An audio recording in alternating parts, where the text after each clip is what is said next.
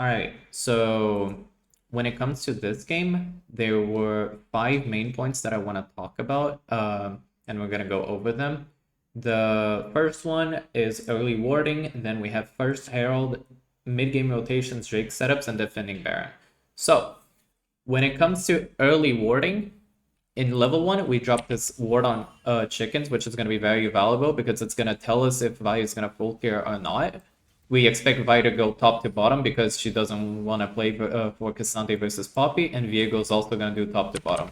So, having that in mind, we see here that Poppy has done chickens and kind of synchronized with Viego, which means that she's very likely going to go for a full clear or she's going to gank now. But since she didn't show up, and now we're also seeing that Vi is doing blue, we don't really have to drop this ward because we already know her position, right? So what we should do instead as Rel here is Rel should save this ward for later in lane so that we can see if in 3 minutes like 40 or 3 minutes 45, Vi is gonna try to do a gank in bottom lane, right? And there's also another reason why we shouldn't be warding, even if like it does anything, Zeri is also going to base, so there's no inherent value on this ward, right? So, for example, we already know about this. We already knew Vi's position. And now, for example, we're going to clear bottom scuttle, and Viego's obviously going to go for top one. And now the question is, we don't know if Vi is going to try to cheese gank bottom lane through the lane because they have a wave that is coming, so they could do that. Or if she's just gonna recall and go top, or if she's gonna go to river straight away, right? And here, for example, in bottom lane, we should be thinking of dropping a ward as well here, right? And the second thing is Cassandre needs to make sure that against Vi or champions like Wukong, etc., he wards on river, like here, because even if you get top scuttle, there's no way for you to know if Vi jumps through the wall, for example, and then does this, which scuttle does not get vision of. So, for example, if she did this and then just run towards the bush, Cassandre wouldn't be able to know. Okay, so next point is first Herald that I want to talk about. Basically, when it comes to doing the Herald, I think Rel made a big mistake here. Not going bottom because it's still 7 minutes for a Herald. You don't need to rotate, right? But in this game, it ended up working out because Azir made a mistake. So if we take a look, Azir is going to try to recall, and then Rel is going to stay, and Rel is going to jump through the wall and then be able to cancel Azir's recall, which is going to give us the Herald. But the problem is, this only worked out because Azir messed up. Azir should never be recalling here, should just hug the tower here, and then he's going to be able to recall and be in time for Herald. But he messed up, right? What we should do instead is, if we go take a look, Rel should be in bottom lane and get EXP, and then make sure that she's going to be able to rotate after, because if we take a look, she's actually going to be on river and for Herald at level 5, level 4, where she could have been level 5, and maybe she could rotate with Zeri depending on how much they send, how many players they send from bottom lane, right? If they only send the Rakan, then Vel can match, and maybe Zeri can be thinking of going. They send 2, then we can be thinking of matching, right?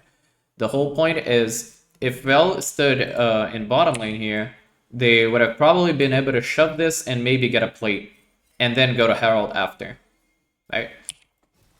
And when it comes to the Herald usage, there was a big problem in here, in my view, which is we should have utilized the Herald with Syndra. And the reason is because Syndra has a full item, Azir does not have an item, Zeri does not have item, but Kai'Sa has item, so it's much harder for us to be using the Herald on bottom without creating numbers advantage, which we couldn't do. So it's a 3v3. And if we're gonna do a 2v2, 3v3, always want to be using our mid lane with Syndra. And also another reason is because mid lane tower HP has much more value than a bottom lane tower, right? So going later into the game, we go to like 20 minutes, and we had a problem around this time in the game when it comes to mid-game rotation. So basically, for context, we did Dragon, and this is all fine. And now we're gonna be like resetting and retaking the map, which is normal, right? So the problem here is Syndra is gonna wave clear, and we're getting some vision, but Cassante is gonna recall, and Zeri is gonna recall as well. So right now, it's the enemy team's turn to make a play. Well, we just have to wait because Zeri is still not able to do anything, Cassante is not able to do anything. But we're gonna try to make a play on them, or at least we're gonna put ourselves in a position where they can make a play, and this is really bad. L'Oreal should not be try to recall. She just should just make sure that she's able to do something with Zeri, and then we can shove waves and then get vision after, right? But this timing is really bad. Zeri is not able to do anything. Cassante is not able to do anything. So this is just a free play for the enemy team in top lane. Right? Again, the lesson is if our players are not on the map, then we need to make sure that we wait and then we try to retake vision after they're able to shove the waves and be active, right? And the fourth point is when it comes to the Drake setups, which we're gonna make a big mistake here, which is the one that cost us the game, essentially, or at least that made like the biggest swing, because here we should be able to take this dragon. We're gonna go for the mid wave, which we can even give, if we want, we can give the tower as well for as long as we're able to hold the position, because this is soul. And because this is soul, for as long as we get the soul, I think we should be winning the game very easily, right? So this is already 10 seconds for the dragon, so we could be completely thinking of just giving the wave and just controlling river, right? But we made the choice to go for the wave, and this can be fine, right? The problem is how we executed it. And the thing is, so we're getting some vision with 3 players, and here's the problem.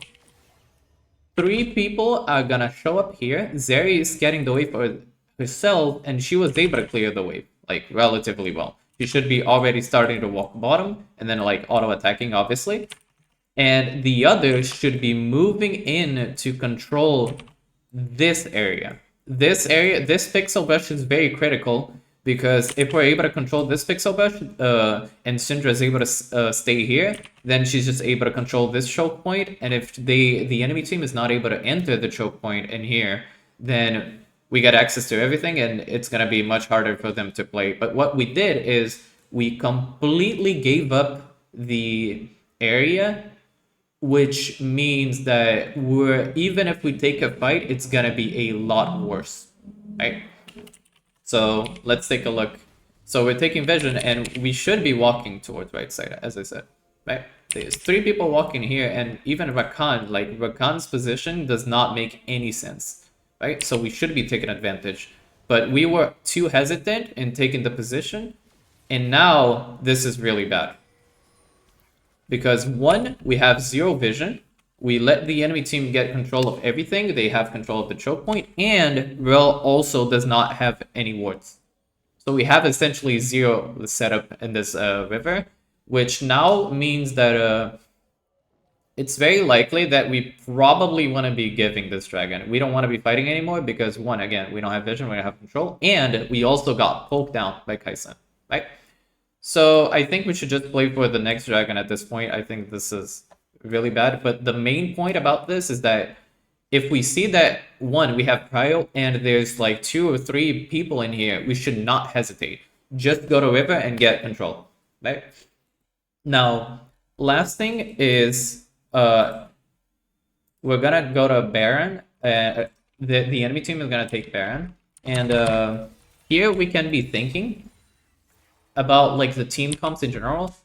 Blue side, like we should be scaling better than the enemy team, because Syndra, Zeri are basically untouched. Vi is probably not going to be able to do much in this game. So even if the enemy team got Baron, we still have 3 dragons, right? We have Infernal Mountain, which is pretty valuable. We should be able to play the game even after. The thing is, we should not commit into doing these kinds of plays that we're gonna do right now because of a concept called variance. So essentially variance is how well or how good a play can result in, right? So the more variance, the better or worse a play can be, and the lower variance, the lesser the outcome is gonna be of the play. So for example, low variance would be like, oh, okay, it's just a kill. High variance would mean like maybe they get a Baron, maybe they get like a complete ace, right? So if we are in a decent position in the game, which I think we still are, we should be looking to reduce the variance. And if we're in a very bad position in the game, okay, now we can be thinking of increasing variance, because otherwise, like, we're just gonna slowly lose the game. So I think the interpretation in the game here is wrong. I think this is okay-ish, but now what we're gonna do here is not good. I think this is way too forced, and we should, again, reduce variance, make sure that Syndra is able to clear this wave on bottom. Syndra is one of the best champions in the game clearing Baron waves because of true damage. Zeri is also very decent. She has static shift as well. Like, we're very likely gonna drop one or two more towers, and then their Baron is gonna be gone, right? But the game is still gonna be playable. But doing this is too much, and of course there's like a small micro mistake by Cassante, but I think the problem is that we should not be in this position in the first place. Like, here he's gonna get the knockup, and if he ultis right away, then we're probably gonna be able to kill the Azir. But I still think that we should not be approaching the play like this, like the game like this, right? Because I do think we're still gonna be able to play against him. And I do think we thematically win against the enemy team for as long as we're able to get control of River. Like, so again, just to reiterate, main points about this game. One, early warding. Just make sure that if we have vision of the enemy jungler, we don't need to drop wards. We need to be thinking about the future. Two, when it comes to first herald, we don't need to rotate before 7:30. We don't need to rotate too early, right? We can just get EXP, maybe get plates instead. When it comes to utilizing herald, we need to make sure to utilize it with the people that are actually strong in the game. And if we cannot make a numbers advantage, then we should probably just utilize it on mid lane, because mid lane tower has a lot of value compared to the others. When it comes to mid game rotations, make sure that we are all gonna be able to be on the map before we try to make a play, or at least don't put ourselves in a position where the enemy team can make a play on us. Drake setup, really important. This is what we need to make sure we don't make the same mistake again. Make sure we get control of River. If we can get if we can get Soul, then we can even give a tower. It doesn't matter, or even mid pile. The whole point is, if 3 people show up in mid lane, go to River, because they already messed up. And even more, if we already kind of was able to clear the wave, right? Just make sure that this doesn't happen. And if the enemy team was able to get control of everything and we're not going to be able to contest anymore, it's better to just play the next dragon instead of fully committing into a fight that is going to be much worse, right?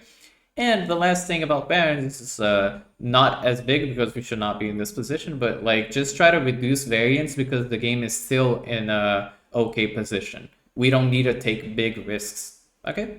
And that's pretty much it, right? So good luck in the next game, boys.